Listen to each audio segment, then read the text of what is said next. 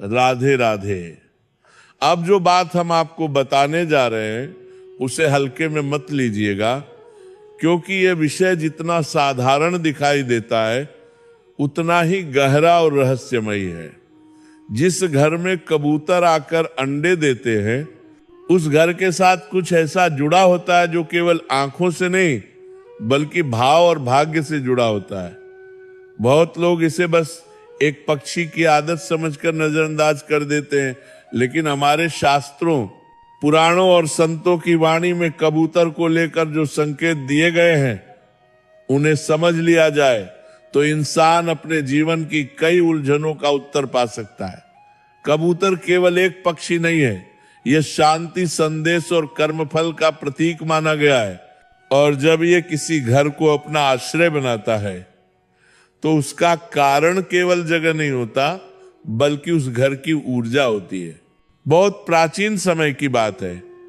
द्वापर युग के अंतिम चरण में एक नगर हुआ करता था जहां एक अत्यंत साधारण लेकिन धर्मनिष्ठ गृहस्थ रहता था। वह न बहुत धनवान था न बहुत गरीब, लेकिन उसके घर में एक बात विशेष थी, उस घर में हर जीव के लिए करुणा थी। वह व्यक्ति रोज सुबह उठकर भगवान का स्मरण करता, किसी भूखे को खाली हाथ नहीं लौटाता और अपने द्वार पर आए किसी भी जीव को तुच्छ नहीं समझता। एक दिन उसके घर की छत पर एक कबूतर का जोड़ा आकर बैठ गया।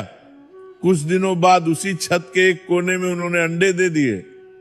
घर के लोगों को यह बात अजीब लगी, कुछ डर भी लगा, लेकिन उस गृहस्थ ने कहा, जिस जीव ने हमारे घर को सुरक्षित समझा है उसे डराने का हमें कोई अधिकार नहीं। समय बीतता गया और उस घर में एक विचित्र परिवर्तन होने लगा। जो काम वर्षों से अटके हुए थे वे धीरे धीरे बिना संघर्ष पूरे होने लगे। घर में पहले जहां कलह रहती थी वहां शांति आने लगी। आर्थिक स्थिति में भी धीरे धीरे सुधार होने लगा, लेकिन साथ ही उस गृहस्थ के मन में एक प्रश्न उठता रहा कि आखिर यह सब क्यों हो रहा है। तब एक दिन नगर में एक महात्मा आए जिनकी दृष्टि केवल बाहर नहीं भीतर भी देख लेती थी। गृहस्थ ने उन्हें सारी बात बताई। महात्मा मुस्कुराए और बोले, वत्स, ये कोई साधारण घटना नहीं है। कबूतर शनि और यम से जुड़ा हुआ पक्षी माना जाता है। यह उस स्थान पर ही अंडे देता है जहां पिछले जन्मों के कर्मों का हिसाब शांत होने की प्रक्रिया में होता है। महात्मा ने आगे बताया कि पुराणों में उल्लेख है, कबूतर वो जीव है जो संदेशवाहक है। जब ये किसी घर में स्थायी रूप से रहने लगे या अंडे दे दे तो इसका अर्थ होता है कि उस घर के लोगों का कोई बड़ा कर्मफल सक्रिय होने वाला है। यह फल शुभ भी हो सकता है और चेतावनी भी। यदि उस घर में रहने वाले लोग धर्म, संयम और करुणा के मार्ग पर चल रहे हो तो कबूतर का अंडा देना अत्यंत शुभ संकेत माना गया है। इसका अर्थ होता है कि भगवान उस घर की परीक्षा पूरी कर चुके हैं और अब उन्हें संरक्षण दिया जा रहा है। लेकिन महात्मा ने यह भी कहा कि यदि उस घर में लगातार झगड़े हो, नशा हो, हिंसा हो, माता पिता का अपमान हो या धर्म का उपहास उड़ाया जाता हो तो वही कबूतर चेतावनी बनकर आता है। वह संकेत देता है कि समय रहते अपने कर्म सुधार लो, क्योंकि जो बोया जा रहा है वही लौटकर आने वाला है। इसी कारण पुराने लोग कहते थे कि कबूतर को कभी भगाना नहीं चाहिए, उसके अंडों को नुकसान नहीं पहुंचाना चाहिए, क्योंकि ऐसा करने से स्वयं अपने भाग्य पर प्रहार होता है। कहा जाता है कि उस गृहस्थ ने महात्मा की बातों को हृदय से लगा लिया। उसने कबूतर के लिए दाना पानी की व्यवस्था की, किसी भी तरह का भय नहीं दिखाया और अपने धर्म मार्ग को और दृढ़ कर लिया। कुछ समय बाद कबूतर के बच्चे उड़ने लगे और धीरे धीरे वो जोड़ा वहां से चला गया। लेकिन जाते जाते उस घर को जो शांति, स्थिरता और विश्वास दे गया वह वर्षों तक बनी रही। महात्मा ने अंत में कहा था, कबूतर का आना कोई चमत्कार नहीं, यह ईश्वर की भाषा है। जो इसे समझ ले वह स्वयं को समझ लेता है। इसीलिए जिस घर में कबूतर अंडे देते हैं वहां घबराने की नहीं, आत्मचिंतन की आवश्यकता होती है। यह देखने की जरूरत होती है कि हम किस दिशा में जा रहे हैं। यदि मन शुद्ध है, कर्म सही है और भाव में अहंकार नहीं है तो यह ईश्वर की विशेष कृपा का संकेत है। और यदि जीवन में अराजकता है तो यह समय रहते संभल जाने का संदेश है। कबूतर हमें डराने नहीं आता, वो हमें जगाने आता है। बहुत समय पहले की बात है, क्षीर सागर में शेषनाग पर विराजमान भगवान विष्णु ध्यान में लीन थे। तभी देवर्षि नारद अपने स्वभाव के अनुसार नारायण नारायण का जाप करते हुए वहां पहुंचे। नारद जी के मन में एक जिज्ञासा थी जो उन्हें भीतर ही भीतर कचोट रही थी। उन्होंने भगवान को प्रणाम किया और पूछा, हे प्रभु, आप सदा कहते हैं कि हर जीव अपने कर्मों के अनुसार फल पाता है, लेकिन पृथ्वी पर कई बार ऐसा दिखाई देता है कि अच्छे लोगों को कष्ट और दुष्टों को सुख मिलता है। यदि ऐसा ही है तो फिर आपके संकेतों और लीलाओं का अर्थ क्या है? भगवान विष्णु मन मुस्कान के साथ उठे और बोले, नारद, तुम प्रश्न बहुत करते हो, लेकिन हर उत्तर शब्दों में नहीं दिया जा सकता। कुछ उत्तर अनुभव से समझे जाते हैं। आओ, आज तुम्हें पृथ्वी पर एक ऐसी लीला दिखाता हूं जिसे देखकर तुम स्वयं समझ जाओगे कि मैं जीवों से कैसे बात करता हूं। इतना कहकर भगवान ने नारद मुनि को अपने साथ लिया और दोनों पृथ्वी पर एक साधारण से गांव में पहुंचे।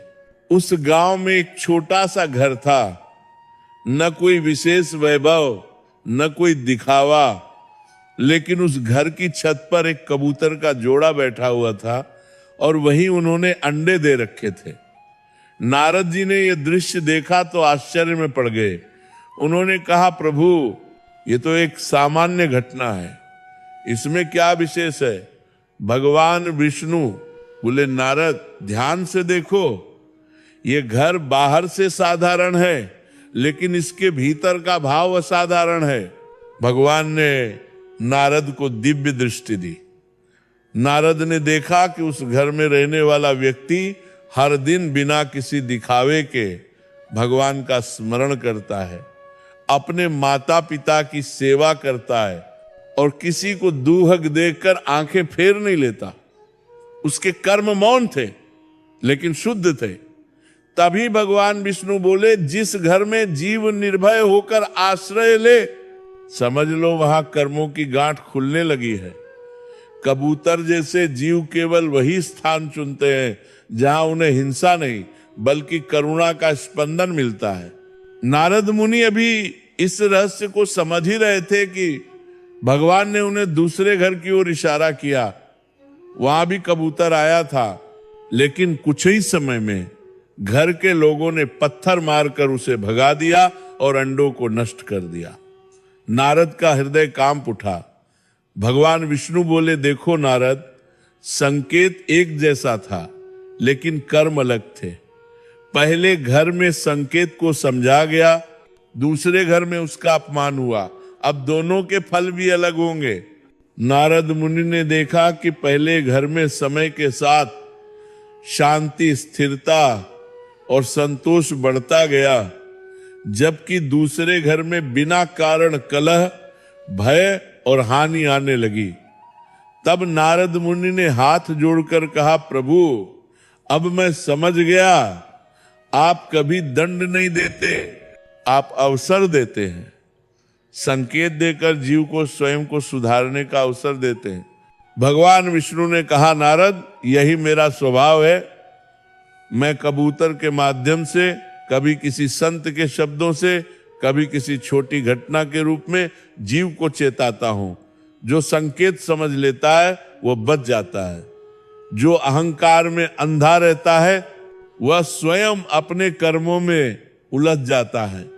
यही कारण है कि शास्त्र कहते हैं, हर घटना को हल्के में मत लो, क्योंकि हर घटना के पीछे ईश्वर का संकेत छिपा होता है। यह कहकर भगवान विष्णु अंतर्ध्यान हो गए। नारद मुनि वहीं खड़े रह गए।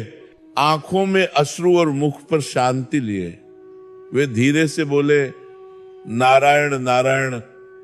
आज समझ आया कि भगवान दूर नहीं है, वे हर क्षण हमें समझाने में लगे हैं, बस हमें देखने वाली दृष्टि चाहिए।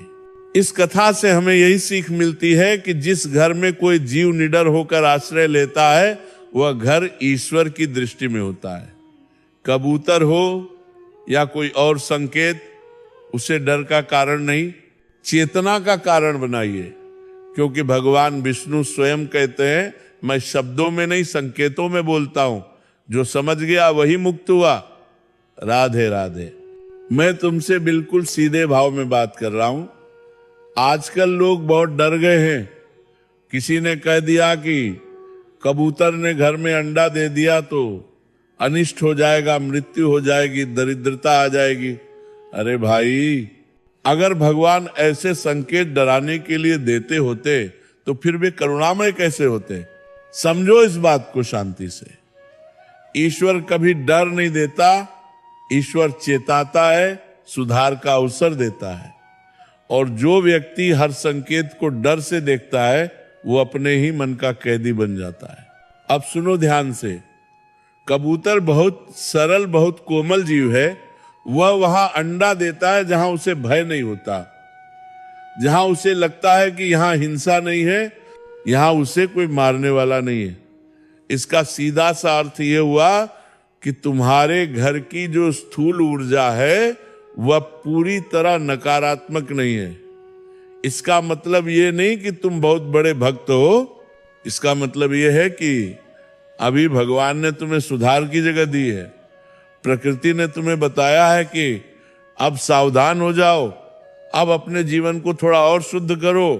मैं बार बार कहता हूं, शास्त्रों में कोई भी संकेत सीधा फल नहीं देता, फल मनुष्य के आचरण से निकलता है। कबूतर का अंडा अपने आप में न शुभ है न अशुभ, वह तो एक दर्पण है। वह तुम्हें दिखा रहा है कि अब तुम्हारे कर्मों का एक चरण पूरा होने जा रहा है।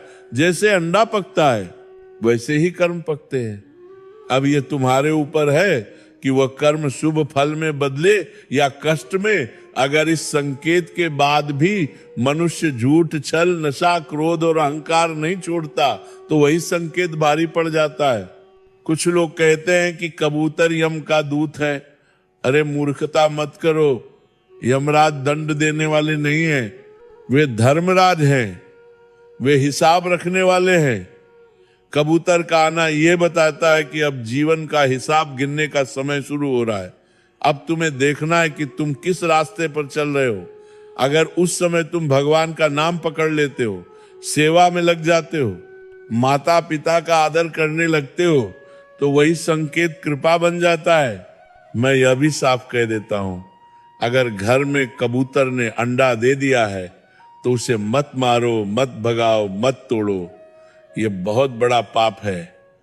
जो निर्बल जीव को सताता है वह अपने ही भाग्य को चोट पहुंचाता है। धैर्य रखो। जब अंडे से बच्चे निकल जाए और वे उड़ जाए तब शांति से उस स्थान को साफ कर दो, गंदगी नहीं, हिंसा नहीं। और उसी समय अपने मन को भी साफ करो। और एक बात सुन लो, बहुत जरूरी है। अगर कबूतर के अंडे आने के बाद घर में झगड़े बढ़ जाए, मन अशांत रहने लगे, तो समझो संकेत तुम्हें जगा रहा है। उस समय मंदिर जाने से ज्यादा जरूरी है अपने भीतर झांकना। भगवान बाहर नहीं, भीतर बैठा है। वह पूछ रहा है तू सुधरेगा या नहीं। इसलिए मैं यही कहूंगा कि कबूतर का अंडा डर का विषय नहीं है, चेतना का विषय है। यह संकेत है कि अब जीवन को हल्के में मत लो। समय किसी का इंतजार नहीं करता। जो इस संकेत को समझ गया उसका जीवन ऊपर उठ गया, और जो डर में जीता रहा वो बिना कारण टूट गया। अगर यह बात तुम्हारे मन को छू गई हो, अगर तुम्हें आज कुछ नया समझ में आया हो, तो इसे अपने तक सीमित मत रखना, इसे आगे बढ़ाओ। इस वीडियो को अपने परिवार के साथ, अपने मित्रों के साथ और खासकर उनके साथ जरूर साझा करना जो हर छोटी घटना में डर जाते हैं। शायद तुम्हारे एक शेयर से किसी का डर कम हो जाए। और हां, अगर अभी तक तुमने इस वीडियो को पसंद नहीं किया है तो नीचे लाइक का बटन दबा दो।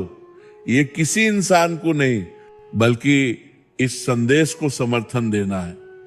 और अगर तुम चाहते हो कि ऐसी ही सच्ची, सरल और गहराई वाली बातें तुम्हें लगातार मिलती रहें तो चैनल को सब्सक्राइब जरूर कर लो